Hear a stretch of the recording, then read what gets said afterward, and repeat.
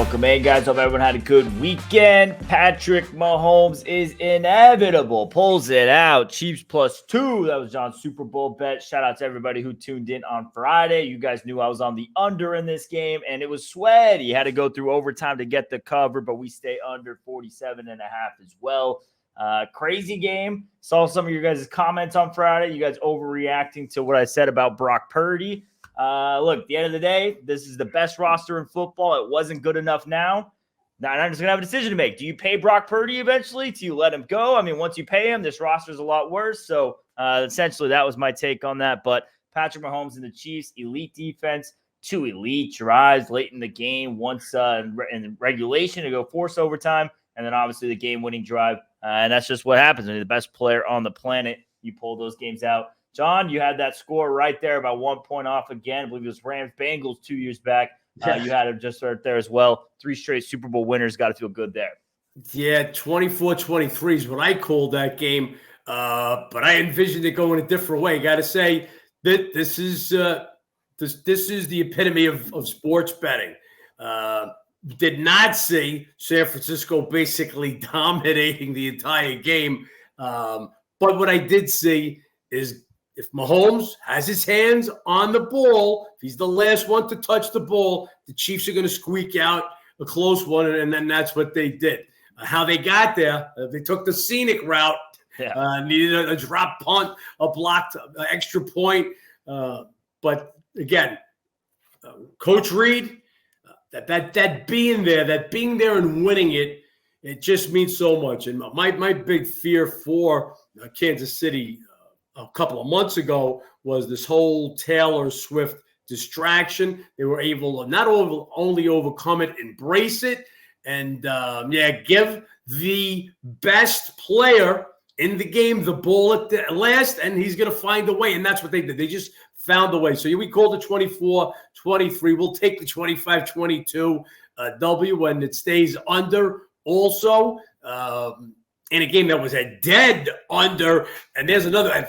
Just imagine if the Rams would have, if the 49ers would have scored a touchdown in the first overtime. Now KC can score a touchdown the second, and that game goes over a game that was a dead under. So every game, it just comes down to the end. You got to play the entire game. If it's NFL, it's 60 minutes without overtime. In NBA, it's 48 minutes without overtime. Baseball, 9 innings without extra innings. They've got to play out. You saw it yesterday.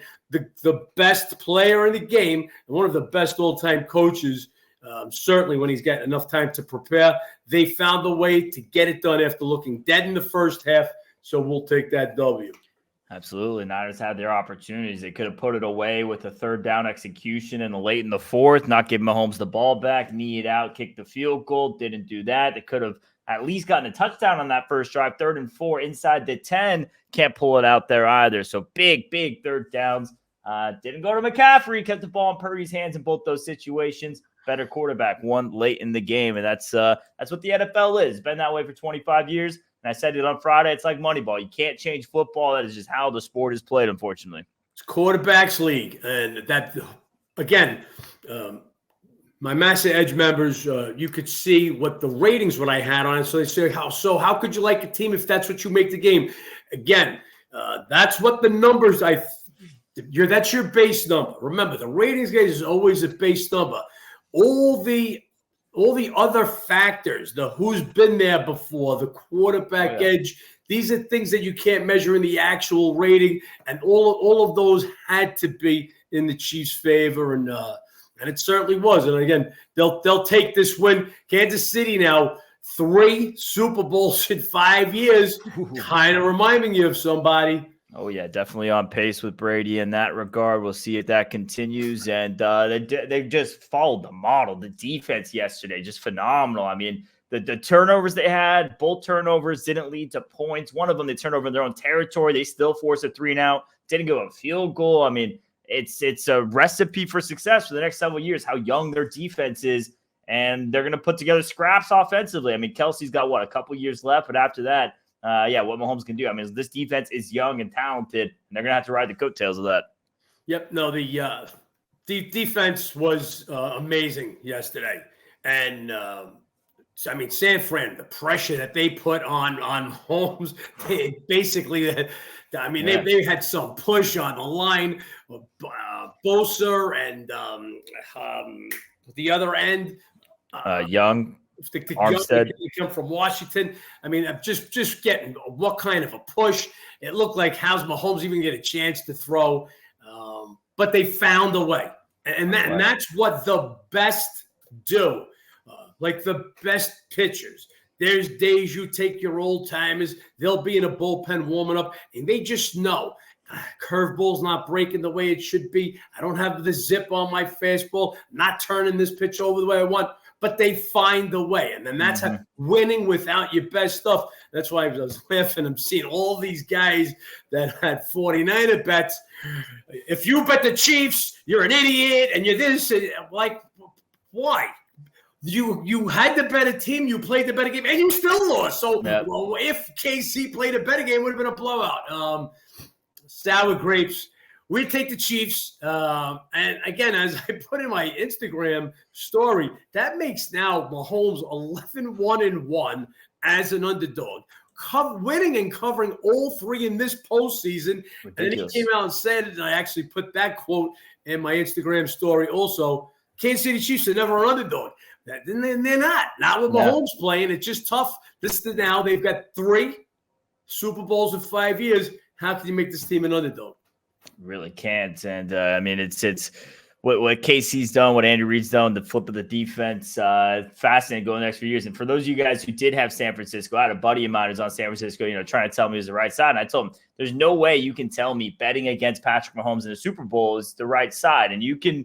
If you were one of those guys, kept betting against Tom Brady for years on years and years in the big game, shame on you, 1. But 2, it's still the front half of Mahomes. He still has multiple Super Bowl appearances, most likely coming his way. I hope you make that decision sooner than later in your betting life that you're not going to go against him in the big game. Just because if he goes to 8-9 Super Bowls, what he's going to have, 6-3 record, 5-3, 5-4 record. I mean, he's going to have a winning percentage in the end of these Super Bowls, 100%. Look, I don't want to say San Fran was the wrong side.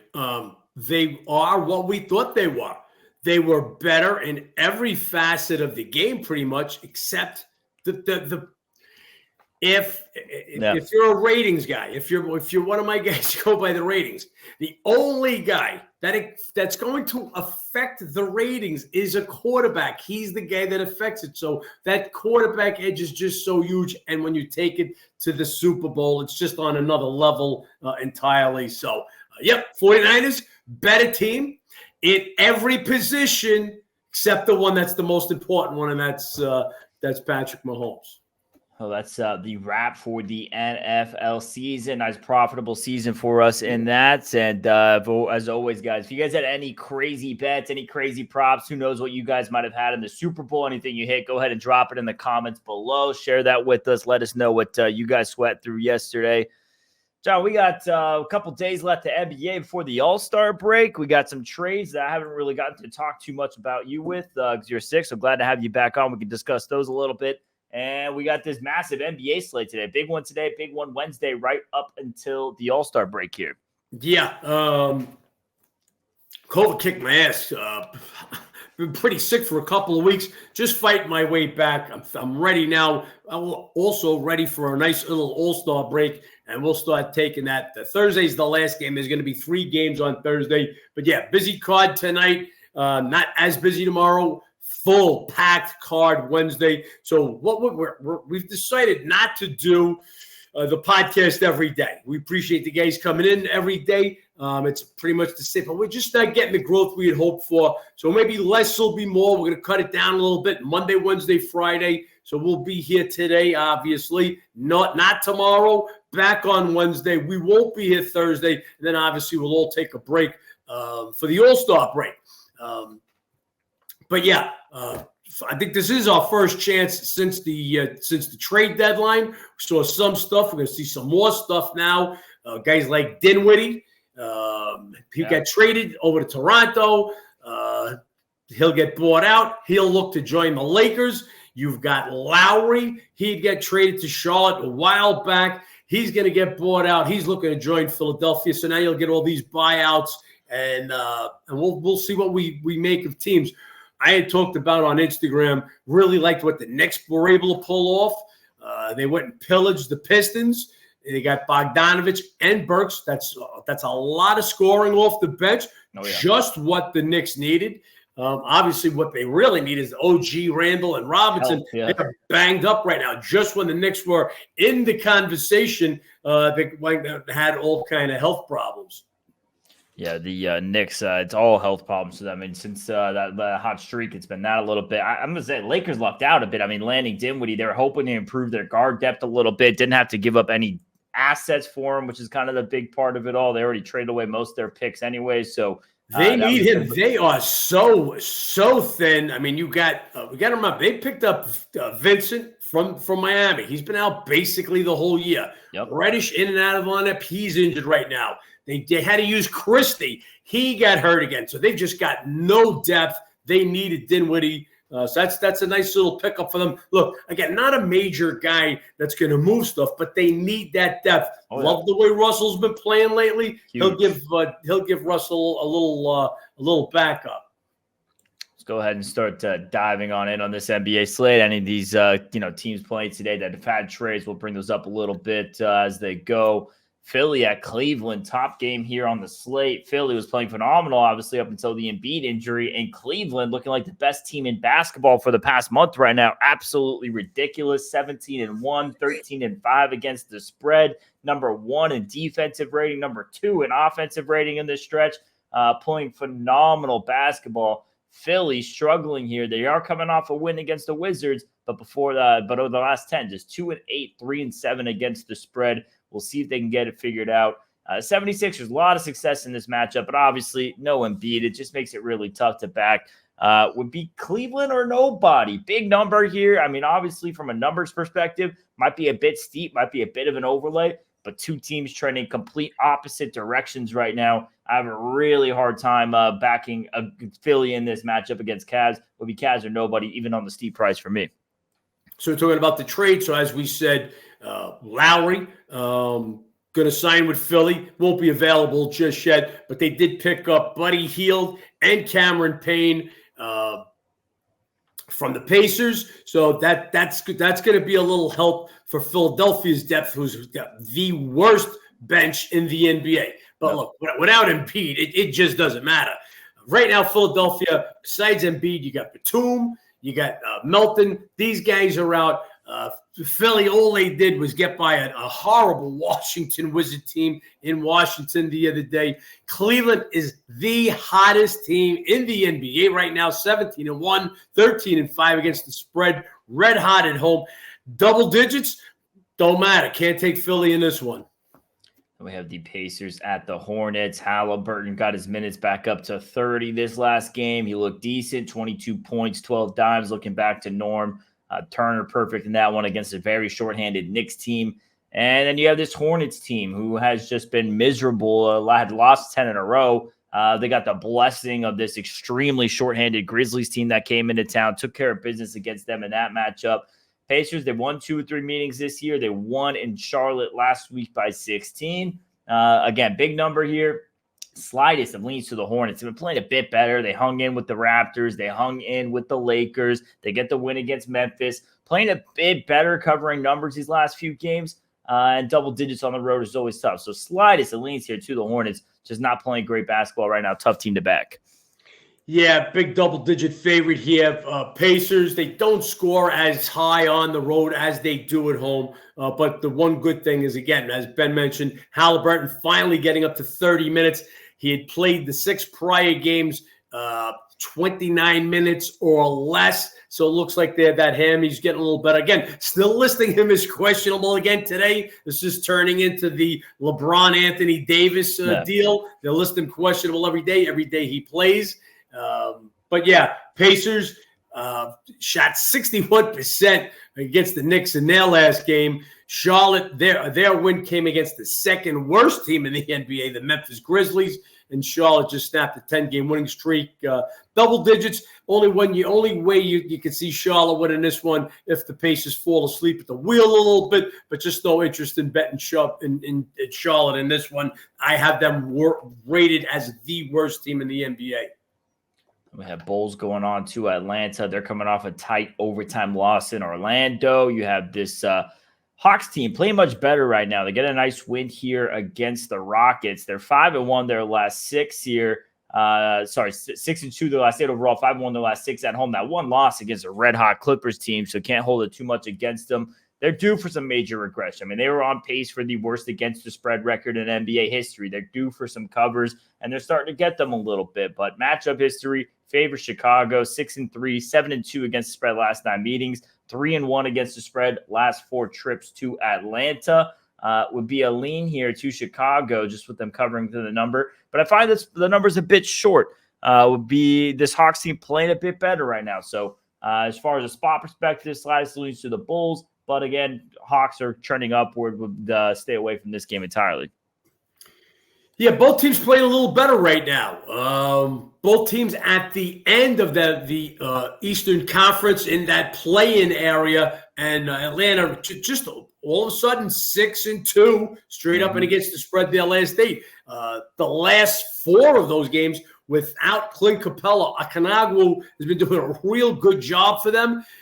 DeJounte Murray sat out the 2 final games before the trade deadline, so we're all expecting him to get traded because you don't want to put a guy out there if you're going to trade him. Right. Trade deadline's over. He's still there. He leads the team in scoring. Look, Atlanta can still get it done. Chicago also playing better basketball. It was a tough one to the Magic, a game they had the lead. Magic tie it up. They go to overtime, and then Magic gets the cover. But Chicago's been good, playing decent on the road. They won, Bulls did, in Chicago in the last time these teams met earlier in the year. I think the number is right where it should be, 4 points. Nobody in this one. Then we had the Spurs at the Raptors. Both teams struggling. Spurs now 7 straight losses after getting blown out at Brooklyn, just 1-6 against the spread. Toronto, they fell latest victim to the hot Cleveland Cavs, blown out in that game the other night. And they're just 3-9, 4-8 against the spread their last 12. So 2 teams sliding right now. But hey, this could be a little get-right spot for the Raptors. Absolutely own this matchup. Won and covered 6 straight meetings by an average of 18.2 points. San Antonio on this long East Coast trip before the All-Star break. And not looking so hot. So we'll see if Raptors take advantage of their chicken soup game. But with the matchup history, everything else, bit of a long trip here for San Antonio. Raptors or nothing in this one. Yeah, I'm going to lean the Raptors in this one. They've beaten them 6 straight. This is one of these ownership type deals. Does Toronto want to play?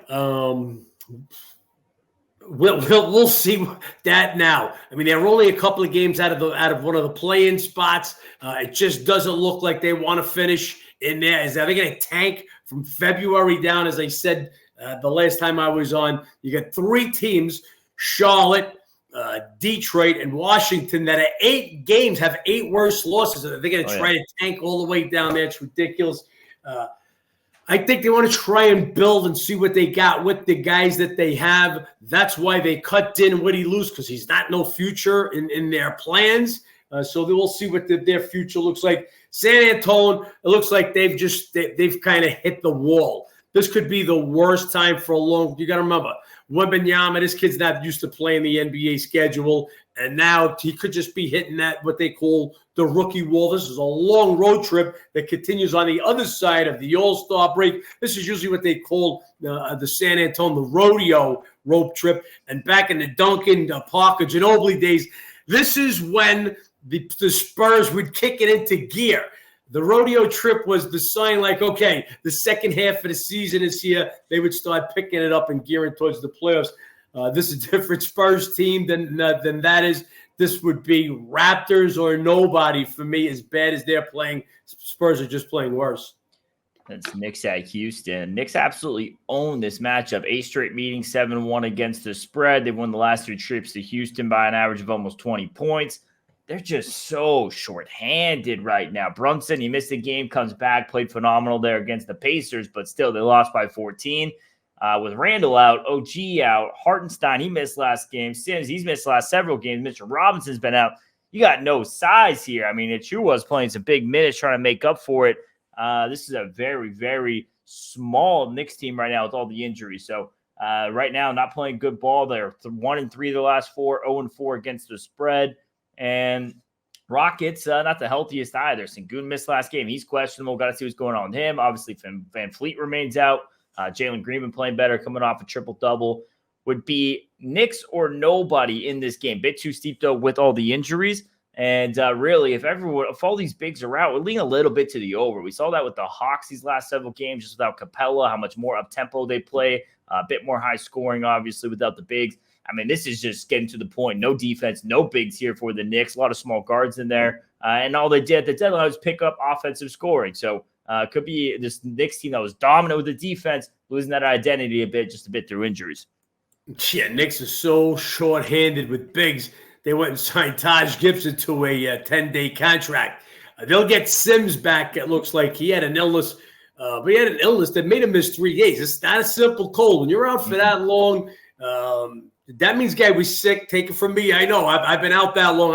I've been on the IL myself. So we'll see if he's back up to speed. But he'll be back today. Hartenstein still questionable. So that's big, as Ben said, with Robinson out. You're also missing Randall and Unnaby. So just when this team got there, a little bitten by the injury bug. Now, Sengun would be huge if they're going to be really shorthanded. We'll wait for the injuries, Hartenstein and Sengun, and we'll see. But as Ben said, just don't want any part of the Rockets. Better at home, but another 0-for-4 road trip. They come back home, and they've just – Knicks have dominated the series. They've won the last 8 meetings, 7-1 against the spread. They've won the last 8 by a combined 129 points. So it's Knicks and nobody. But again, we'll wait for the injuries on this one. In our marquee Monday night matchup, Nuggets at Milwaukee. Nuggets coming off getting blown out by 30 at Sacramento. Then you have this Bucks team coming off handing a 40-point blowout to the Hornets. This Bucks team not covering many spreads lately. They were able to get that one, just 5-16 against the spread the last 21. Denver, really not a good road team. They're 1-3 against the spread. Their last 4 right now. They're bottom 3 in the league, 10-17-1 against the spread on the road this season. Caveat is they played really well at Milwaukee, 5-2, 6-1 last 7 trips to Milwaukee. They're 4-2, 5-1 against spread last 6 meetings overall. They beat them earlier this month, or I guess back in January. So this is a weird matchup all around, but I have a lean here to the Nuggets. They're playing good ball. Milwaukee just hasn't been able to seem like they can turn it on with Doc Rivers and everything else since he's coming to town against these good teams. Can they do it here against the Denver Nuggets on their home floor? This is a big prove-em game for Milwaukee. Just don't know if they have it in there to prove, and I'm as high on them as anybody. I will say, love their addition to Patrick Beverley. That's addressing an absolute need of another ball handler and another defensive guard primarily. Yeah, I just think this is a more important game for Milwaukee right now at this point. Just beating Charlotte by 40 points, that's proving absolutely nothing. Right. Denver coming off that loss to Sacramento. That was a tough loss. They were in a tough spot after coming off the game against the Lakers the day before, and they were missing 2 starters, KCP and MPJ, Michael Porter Jr. He'll be back tonight. Caldwell Pope, he's questionable again. So he's already missed 2 games. We'll see. You're always going to want to have all your defenders in there. Remember, he's part of that starting unit, one of the top starting units in the game. Milwaukee, can they get it done? Can they get it done with Doc Rivers? I mean, that's the question. And I just think this game to them, more important to them than it is to Denver. I would lean towards Milwaukee. We'll wait and see what happens with this line later.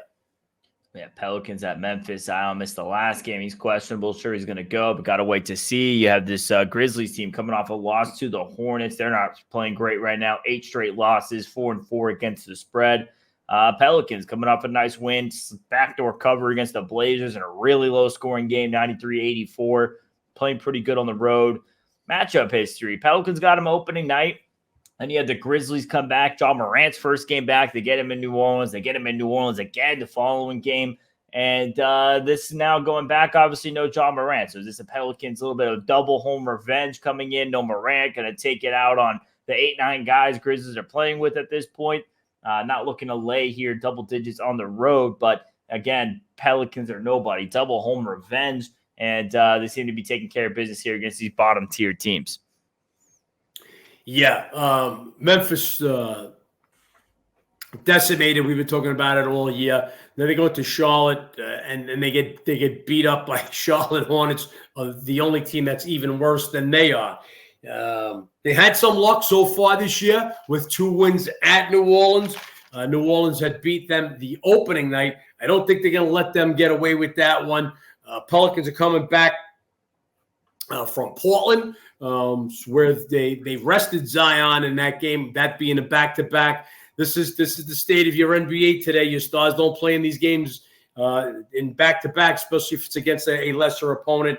Look, this game should be all of double digits as far as my numbers say. The only question is Zion going to play? I expect him to play. The game sitting out against Portland, again, precautionary on the back end of a back-to-back. So I expect him to play. My number on this one is like 11. Just don't want to lay it.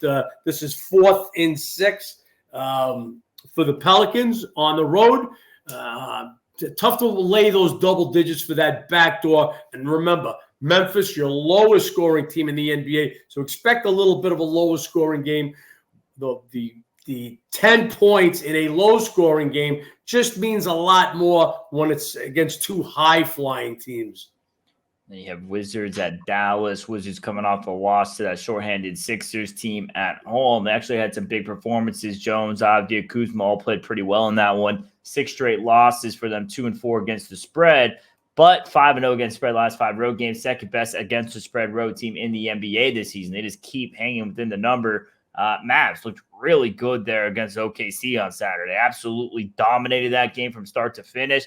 Luka, big performance yet again. He's been playing out of his mind. The new guys that bring in some size, PJ Washington, Gaffer, they look phenomenal fit in, played pretty well in that one. As far as this matchup history, it is all Washington. Wizards 4-2, 5-1 against the spread the last 6 meetings. They covered all the last 3 trips going into Dallas, winning 2 of them. This is a big number for some ownership here. And really, you could argue a little bit of a letdown for Dallas as well. You beat one of the top teams in the NBA in the Oklahoma City Thunder, and now you have one of the bottom-tier teams coming in. Might be one that Washington keeps it a bit closer with them. Yeah, I mean, this is just typical. Dallas looks phenomenal. I mean phenomenal. They were coming back, fourth game, 4th city in 6 days. Not only that, it was an afternoon game coming back to Dallas, so even less time. While they couldn't do anything wrong, they blew the doors off an OKC team who just, I don't want to use the word struggling, but not playing as good as they were. But, I mean, they did everything right. PJ Washington and Gafford, they look like they fit in like a glove. Luka already on the money with the alley-oops. That's what these guys could give you. They needed that size with Lively out. They got it. They look great.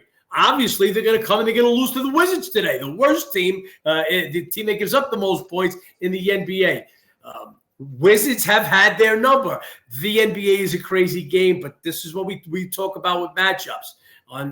As far as this series, before winning at Washington 130-117 in November, the Wizards had won 4 straight meetings against the Mavs. So throw in a little home revenge. Here comes the stat. Yeah, the Washington, they're an abysmal 6-20 straight up on the road, but second best against the spread road record this year. And Dallas, just, you know the story with Dallas. Look, they had the worst against the spread home record last year. Not doing great at home again this year. I expect Dallas to win the game. I expect them to have double-digit leads at some point here. But I expect the Wizards to keep it short. We took plus 14.5 on this game this morning, and this is my one bet of the day. We got Warriors at Utah. Curry once again stealing the show on a football weekend. 2 weeks ago, he had that showdown Saturday night with the Lakers, double OT. He played phenomenal. And then this Saturday night, heading into Super Bowl Sunday, game winner 3. Just before the buzzer there, they get it done against Phoenix. Golden State playing great since they've gotten Draymond Green back. 6-1 straight up against the spread their last 7. Does all the little things, fills all the needs for them in that. And then you have this Jazz team also coming off a loss to the Suns, but they had a road game at Phoenix. They have not been playing great their last 6, 2-4 their last 6, but those 2 wins, big home wins, OKC and Milwaukee at home. And then when you look back at their last 13 home games, 11-2, 10-13 against the spread at home. This is the NBA against the spread best road team, the NBA against the spread best home team. So great matchup in this one with the Warriors and the Jazz tonight. Just feels like a little bit of a sandwich spot for Golden State. They had that big Curry game-winning 3 against Phoenix, go to Utah, and then they go back and they get the Clippers. And the Clippers, they played them twice this year, really, really tough. One of them, they blew a 14-point lead late in that game, couldn't hold on for the win in that one. So it might be a little bit of a sandwich spot, a little bit of a letdown looking ahead to the Clippers and the Utah Jazz looking to keep on dominating at home, which they have done. I got to say something. So I don't like Draymond Green. Just personally don't like him. I don't think he's good for the game. Pat Beverly, same thing, just loudmouth. I think that's schoolyard basketball. That being said, there's no question he makes the Warriors better. Oh yeah, and I just go by stats, nothing personal. Since he's back, he's playing mostly at the center position. The team's playing phenomenal offensively with him on the court, phenomenally defensive with him on the court. They're just a better team, and that's what this guy does. So for all the other shit, the outside noise, the reason why Steve Kerr and the Golden State Warriors don't say, okay, get the fuck out of here, you're just a distraction, is because he can play the way he plays, and that's what he's doing. You put this together with Steph Curry, and this guy just keeps doing it. First of all, they throw him a bad inbounds pass going away from the basket. He grabs it. He just throws it up. And, of course, it goes in, and they knock off the Suns in a great game. Who has the most clutch points? Go down the list. Curry. Yep. Steph Curry getting the job done. So Steph Curry and Dre Green, not Clay so much. Looks like his demise is here still sooner. But now you're adding in these Jonathan Kuminga, Podemski, some new guys, and they're keeping this Golden State dream alive. Look, Golden State is not going to be one of the top 4 teams in the West, but they went from a team that was getting their coffin nailed shut, pardon the pun, with the assistant coach dying at that point, but to what they've been since coming back, phenomenal. Now, do they have a little letdown after that huge game against Phoenix the other day? Utah, they were sellers at the deadline. Now, I know that they're not going to threaten, but you would think they'd want to be in the playoffs, get some of these young guys some playoff experience. So Olenek, that they let go, Agbaji, they let go. So we'll see. How does that affect their mentality? As Ben said, best road team against spread, best home team against the spread. They're a little tough spot. Remember now, Golden State, due to the death of the assistant coach, they canceled a couple of games. Now, they'll make up one of these games. So they're playing Utah tonight. They'll go back, play the Clippers. And then they're going to come back to do a makeup game at Utah. That'll be one of the makeup games. So we'll see how this a couple of games in Utah go. Have to kind of lean the Clippers as good as everything's been going. Just maybe a little bit of a letdown after stealing one at home against the Suns the other night. We'll see if we get a good game in that one. And Clippers, they're in a good game tonight as well. They get Minnesota on their home floor. Minnesota coming off a big win against the Bucks, blow them out by 24. You have this Wolves obviously leading the league in points allowed. They're 4-2 their last 6. Clippers coming off a hard, tight game with the Pistons. Shout out Detroit. Doesn't matter who they got, all the trades, everything else. They're playing great basketball right now, covering left and right, winning some big games at some big dogs. They took it to the Clippers right there to them. And really, it was just a free throws. Pistons, 7 free throws. Clippers, 25 of 26. I mean, without all the whistles, they lose that game. So we'll see how they look here. Minnesota's had their number. 5-1 straight up against the spread last 6 meetings. Keep in mind, Clippers, one of your older teams in the NBA. They might be one of these teams here kind of limp into the All-Star break. Kawhi Leonard and Paul George playing more games than they have in the last several seasons. So this could be them, maybe a little fatigued. They had their monstrous run, dominating for a month and a half. Couple of bad games in a row here. Does that spiral into the All-Star break? Would be Minnesota or nothing for me in this game. Had their matchup in the number. They're playing everyone And I think Clippers, a little bit of regression from that big run they had. Yeah, these are the two top teams in the West right now going at it. Timberwolves beat them 109-105 last month in Minnesota. Clippers get a chance for a little revenge in this one. Minnesota, they've had 3 days off since their road win at Milwaukee. They're listing Jaden McDaniels questionable. Huge. He's a defensive guy. You're going to want to have him. Minnesota defense. Gobert at the hoop and McDaniels on the wing. 2 big reasons for this team, and they'll need him. So we'll look to see what that injury is about. But I'm gonna lean with Ben. I would be plus the 4.5 or nothing on this game. I would only want to take points. Look for this to be another score in the low hundreds, just the way they played last time. We'll look to see, is McDaniels in for Minnesota. That is the Monday NBA slate after the Super Bowl, guys. Appreciate all you guys tuning in as always. Like John said, I won't be here tomorrow. We'll be back on Wednesday. Currently only 1 bet out for Massive Edge members, and obviously big cards today. A lot of injuries, a lot of question marks. That can change as the day goes on. If you guys want those as the day goes on, sign up on the app or go to massiveedge.com, and you'll get those updates as things go on. John, good to have you back on here as always. And good to have a Super Bowl winner in the belt. Hopefully we can get some winners here heading in the All-Star break. Yep. Check us out on Instagram on Massa Edge. You guys want to be here Monday, Wednesdays, and Fridays once we return from the All-Star break. And any questions, guys, ask them here or join us on Instagram Live. We try to go live Mondays and Fridays, noon Eastern, and always open to all the questions, and you guys can tap in. Couple minutes past noon now, so that's where we're heading, going on the Instagram Live. Appreciate you for tuning in. Like, comment, subscribe below. Let's make some money, John. Let's make some money.